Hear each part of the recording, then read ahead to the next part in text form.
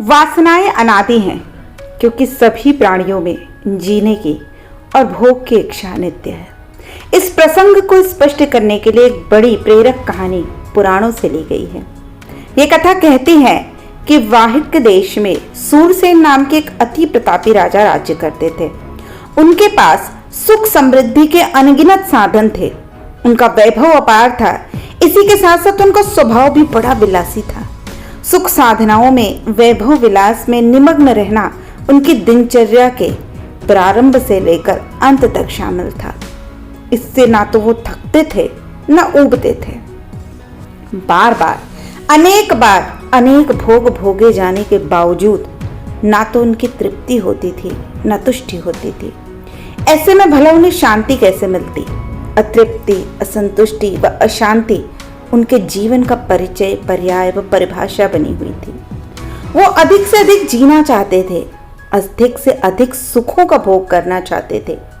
इसके लिए उन्होंने अपने राजमहल में अनेक विशेषज्ञों, चिकित्सकों, वैद्यों की नियुक्ति कर रखी थी। बलवर्धक एवं बाजीकरण की अनेक औषधियों का सेवन करके वे अपने सुख भोग की क्षमता को बढ़ाना चाहते थे। उनका कल्याण चाहने वाले राजपुरोहित थे जिनका नाम था मैत्रेय। उन्होंने उन्हें कई बार समझाने की कोशिश की, लेकिन उन्हें कभी भी कुछ भी समझ नहीं आता था। वासनाओं की आंधी में उनका जीवन तिनके की तरह उड़ा जा रहा था। यहाँ तक कि वो उसे संभाल भी नहीं पा रहे थे, और वासनाएं ऐसी थी जो पूरी ही नहीं हो सक रही थी। हाँ, एक दिन उनका जीवन अवश्य पूरा हो गया। बार बार बल्य वीर वर्धक औषधियां, रसायन लेने की वजह से शरीर में एक ऐसा रोग लग गया जिसकी वजह से अचानक से उन्होंने देह को त्याग दिया। अब समूचे राजमहल में कोहराम मच गया। रानियां बिलखने लगी। उनकी चाहत थी कि महाराज फिर से जीवित हो जाएं। अब उन्होंने राजपुरोहित मैत्रेय से इसके लिए प्रयास करने के लिए कहा।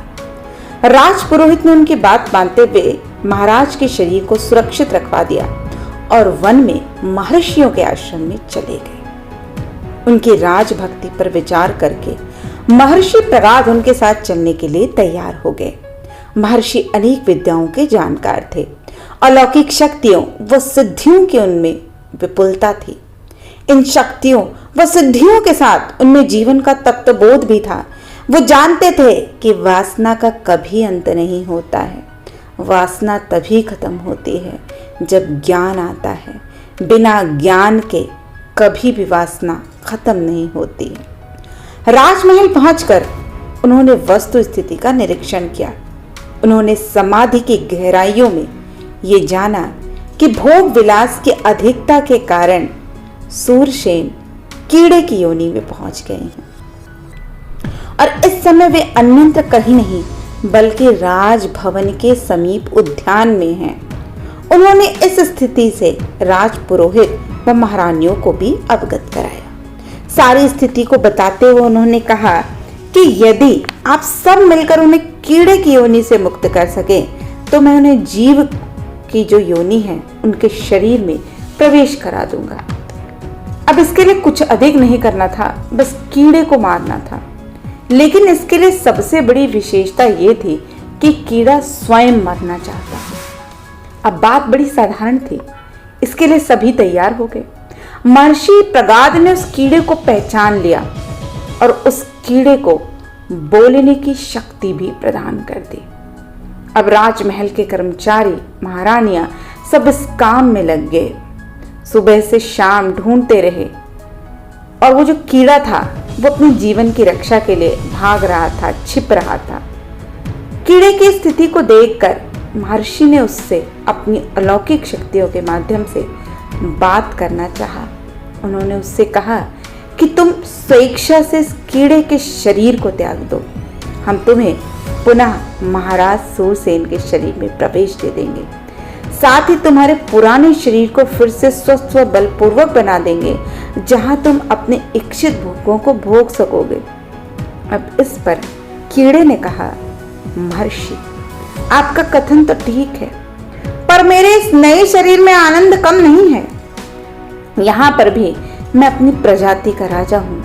यहाँ भी मेरी रानियां हैं। जो सुख भोग मैंने पुराने शरीर में प्राप्त किया, उससे कहीं ज्यादा सुख इस शरीर में है।